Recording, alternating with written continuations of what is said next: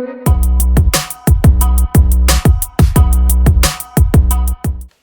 y'all. So yeah, I'm filming another video outside. It's just a beautiful day today. Like, it's gorgeous. It is the first video of January, so it's like, holy crap, new year. But today's video is gonna be 5 things to know about living in Aviano. Like, living overseas is a huge adjustment. Like, even if we weren't military, moving to a new country just would have been filled with so many different challenges. While be it a fun, crazy experience, it's still crazy. So, 5 things to know about living in Aviano.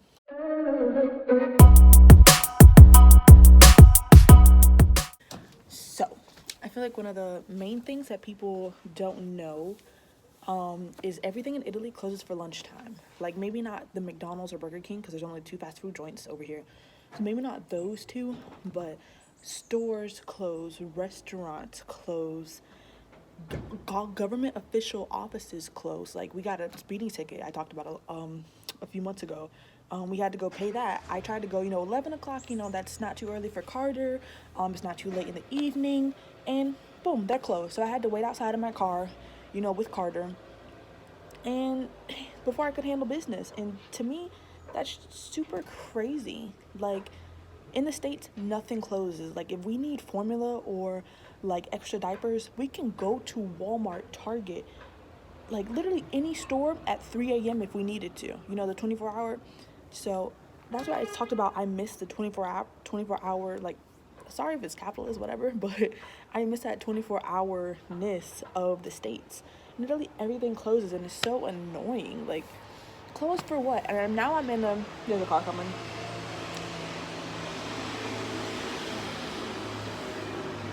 Now I'm like kind of fearful. I have maybe like a little bit of anxiety of, all right, make sure we have diapers before like a big holiday. Make sure we have formula before anything closes. Another car.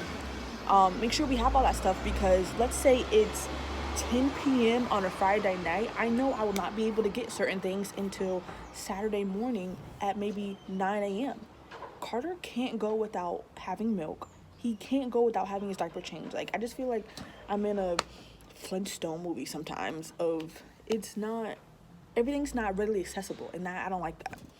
So number 2, you pay to use public restrooms. In the States, like, let's say you're doing a road trip and you pull over at a rest stop. You just walk in the bathroom, and use it. Like, you don't pay for anything, you don't do anything. Here you have to pay for restrooms, which is good. They have the attendant right outside. You give them 50 cents, sometimes 25 cents, 50 cents, sometimes it's €1, or let's say in the States, if you got to go to the gas station and there's like a plaza right here, you just walk in and say, hey, can I use it? Where's the bathroom? You go and use it, no problem. Here, you have to, how do I put it? You have to entertain that service. So if we stop at a restaurant, I can't just say, where's the bathroom? They're going to then ask me, are you a customer? Only bathrooms are only for customers. So then you have to, sit there and order like an espresso, purchase a newspaper or something for you then to use their bathroom. So we weren't used to that. Like, so now every time we travel, we make sure to have, small euro coins in case we need to use the bathroom, or otherwise you're like SOL. And I get, they're paying, I wouldn't even say they're paying, my little 25 cent does not pay that bathroom attendant. So I don't know what we're doing it for, honestly. Number 3, roads are mostly roundabouts, and the Autostrada or Autobahn, we went to Germany, it's the Autobahn. It's super fast. Like, it feels like we're in a race movie, and I love it. I definitely gotta watch myself driving back in the States on like I-75 or something. But it'll be interesting to see how we make that transition back, because I not just learned how to drive, but I just got my own car for the last year and a half while we've been in Italy. So I'm curious how, when we go back to the States, how that transition is going to be. But, so yeah, everything is a roundabout. Like, you do have stoplights here and there, but for the most part, you can see my breath a little. The sun's whatever. Yeah, for the most part, it's a roundabout, and I love it. Like, yes, you have to slow down to make sure there's not a car to your left, yield to people on your left side. But other than that, it's just a free-for-all. Oh my god, there's a bee. Save the bees. I'm trying not to swat. Trying not to swat. Oh my god. It's attracted to my freaking FIU. Is it on my back? I literally, hopefully it's gone. Whew. Okay. Number 4, waiters, we have to learn this the hard way. Waiters do not bring you your check.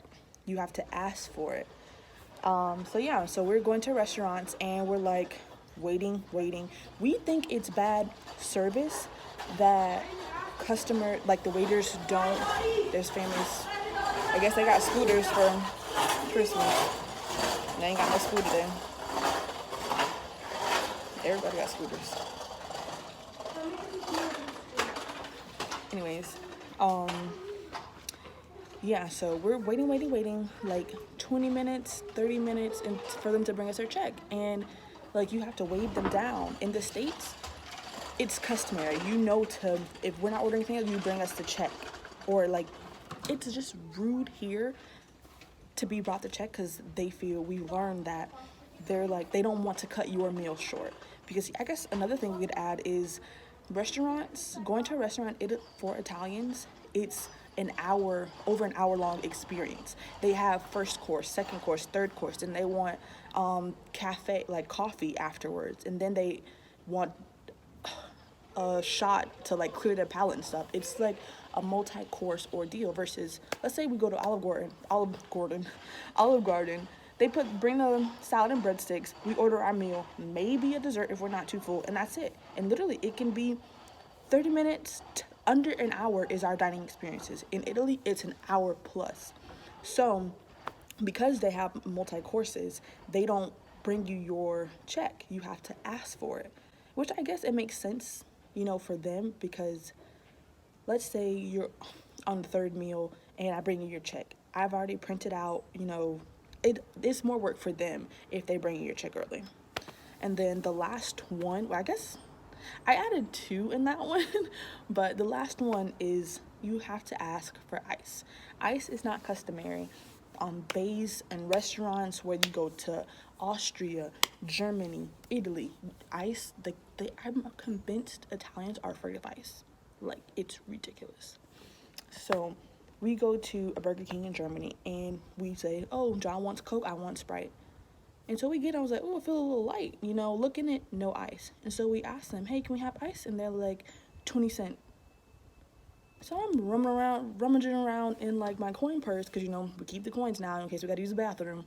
We're keeping the coins, and I'm like, damn, I got to pay for ice? Huh? Even at McDonald's, they have you pay for sauce too. So it's interesting, but even in restaurants, you have to ask, can I have ice, water? Can I have water with a glass of ice? Like, I don't know. I'm convinced they don't like the cold. They don't like ice. They don't like stoplights. Like, they don't like nothing. They don't like nothing but pasta. Another one. I just thought about it.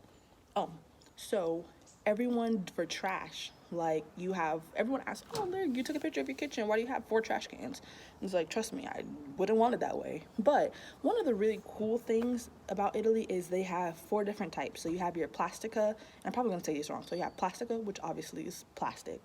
And then you have umido, which is food waste. So your eggshells, your fish bones, all the food that you didn't eat on your plate, that goes in that one. Then you have secco, which is all the real trash. So if you use styrofoam plates, so styrofoam trash, like that kind of like gross disposable stuff, things that needs to be in the trash, absolutely, that's going to be in secco.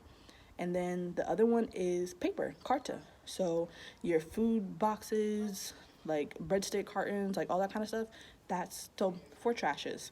I like it. I think the United States would greatly benefit, like the world would honestly benefit from this system. It is a lot to learn. Or even one more thing. Just because John called and he told me something really important. There's a bee's back. Oh my god. Ooh. I'm never wearing yellow again outside. Okay, billing. I don't know if it's just for, maybe it's just for military personnel who live in Italy, but you're not billed. Let's say in the States, you go January, February, all of the utilities you use in January, they will pay you for they will pay you. They will bill you for that month exactly.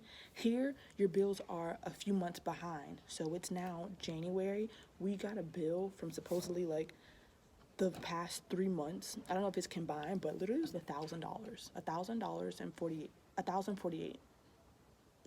Like 1,048. That's our utility bill.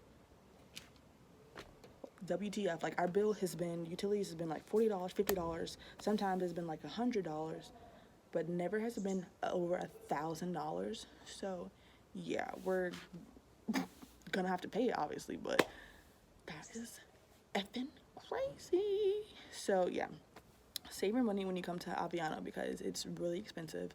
I know people say, you know, America's expensive, but Italy is a pretty bit. So I think I've had 5 things about living in Aviano. I think I said 8. So consider them bonuses. But that's gonna be the first video of I almost said 2019. Oh, 2020 is going to be things to know before living in Aviano. So there you go.